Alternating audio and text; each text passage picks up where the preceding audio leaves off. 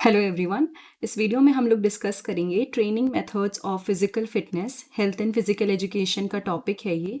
Training methods of physical fitness encompass a variety of approaches and exercises designed to improve strength, endurance, flexibility and overall health।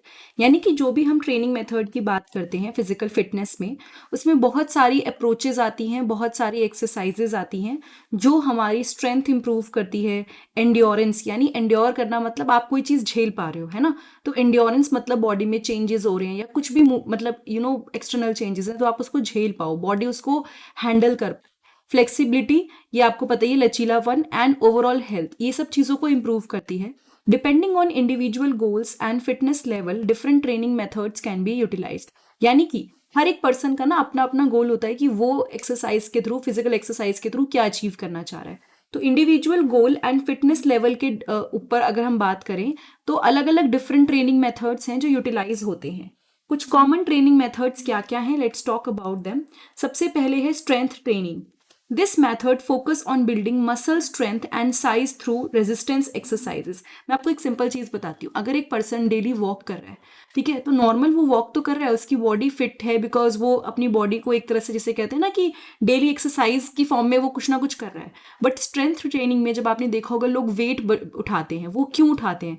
ऐसी resistance exercises से ना हमारी muscles की strength अच्छी होती है, हमारी बॉडी ओवरऑल स्ट्रांग होती है। It involves lifting weights using resistant bands और performing body weight exercises like pushup and squats. तो इसके अंदर स्ट्रेंथ ट्रेनिंग में हम लोग क्या करते हैं, वेट्स उठाते हैं, रेजिस्टेंस बैंड को यूज़ करते हैं, बॉडी वेट एक्सरसाइजेज जो हैं उसको परफॉर्म करते हैं, पुशअप करते हैं, स्क्वाट्स करते हैं। ये सब हमारा स्ट्रेंथ ट्रेनिंग के अंदर आता है। फिर आया cardiovascular training, also known as aerobic training. Cardiovascular training को हम लोग एरोबिक ट्रेनिंग भी बोलते हैं।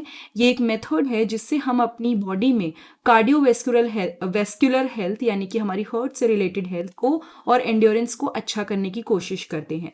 कई सारी एक्टिविटीज़ जैसे कि रनिंग, साइकिलिंग, स्विमिंग, डांसिंग, ये सब इस कैटेगरी के अंदर आता है, ठीक है। फिर है high intensity interval training, HIIT। HIIT आपने कई बार सुना होगा। इसमें क्या होता है ना, हम ऑल्टरनेट करते हैं short burst of intense exercise and period of rest और लोअर इंटेंसिटी एक्टिविटी। मतलब आप बहुत ज़्यादा हाई, जिसे कहना चाहिए इंटेंसिटी वाली एक्सरसाइज करोगे जिसमें बहुत मेहनत लगती है, फिर थोड़ा सा गैप होगा जिसमें थोड़ा सा रेस्ट होगा, या फिर लो इंटेंसिटी एक्टिविटी करोगे, फिर दोबारा से आप बहुत ज़्यादा इंटेंस एक्सरसाइज करोगे, फिर आप थोड़ा सा रेस्ट करोगे। ये एक टाइम एफिशिएंट मेथड है। मतलब इसमें बहुत ज़्यादा टाइम नहीं लगता कि 2 घंटे 1 घंटे से ऊपर लगाना है, लेकिन इससे हमारी ओवरऑल जो कार्डियोवेस्कुलर फिटनेस है वो अच्छी होती है एंड हमारी बॉडी में कैलोरीज बर्न होती हैं, तो हम ओवरऑल फिट रहते हैं। सर्किट ट्रेनिंग, यहाँ पे क्या होता है ना, सर्किट ट्रेनिंग में पार्टिसिपेंट्स मूव करते हैं अलग अलग एक्सरसाइजेस से एंड उनका जो टारगेट होता है वो बॉडी के डिफरेंट डिफरेंट मसल ग्रुप्स होते हैं, ठीक है। एंड ज़्यादा रेस्ट नहीं होता है इन बिटवीन। इसमें स्ट्रेंथ भी आ जाती है, एरोबिक एक्सरसाइजेस आ जाती हैं और एक फुल, जैसे कहना चाहिए फुल बॉडी वर्कआउट इसके अंदर कवर हो जाता है। फिर हम लोग बात करते हैं फ्लेक्सिबिलिटी की। जब हम बात करते हैं फ्लेक्सिबिलिटी यानी हमारी बॉडी का लचीलापन, ठीक है, तो ये जो मेथड है ये कई सारी चीज़ों पे फोकस करता है जिससे हमारी बॉडी के अंदर जो मसल टाइटनेस रहती है ना, कि बहुत ज़्यादा रिजिड रहती है, वो ना हो, हमारी बॉडी रिलैक्स हो जाए, ठीक है। तो इसमें कई सारे जॉइंट्स के मोशन करवाए जाते हैं एंड टेक्निक जैसे कि स्टैटिक स्ट्रेचिंग, योगा, पिलाटेस, ये सब इसके अंदर फ्लेक्सिबिलिटी ट्रेनिंग के अंदर यूज़ किया जाता है, ठीक है। योगा में आपने देखा होगा बहुत ज़्यादा स्ट्रेचिंग कराई जाती है ताकि बॉडी रिलैक्स हो एंड ओवरऑल जो हमारी मसल्स हैं जो टाइट हैं वो भी रिलैक्स हो जाएं, ठीक है। फिर आया फंक्शनल ट्रेनिंग।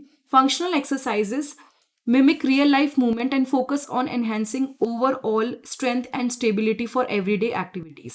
तो इसके अंदर क्या होता है ना कि हम लोग रियल लाइफ, जो डेली लाइफ की जो मूवमेंट्स हैं उसको मिमिक करते हैं, कॉपी करते हैं एंड हमारा फोकस यही है कि ओवरऑल स्ट्रेंथ अच्छी हो, स्टेबिलिटी अच्छी हो एवरीडे एक्टिविटीज़ के लिए।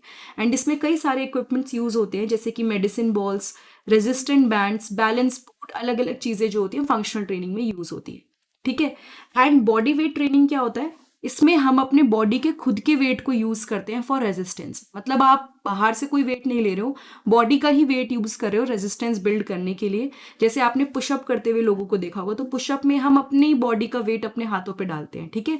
सो exercises like pushup, pullups, plank, ये सब बहुत ज़्यादा इंपॉर्टेंट होते हैं और हम अपनी बॉडी का ही वेट यूज़ करके अपनी बॉडी में रेजिस्टेंस बिल्ड कर रहे हैं, ठीक है, ये उनके लिए भी काफ़ी यूज़फुल है जिनको जिम इक्विपमेंट नहीं, जिनके लिए एक्सेसिबल है, वो इस सब बॉडी वेट ट्रेनिंग से अपनी बॉडी को अच्छा कर सकते हैं।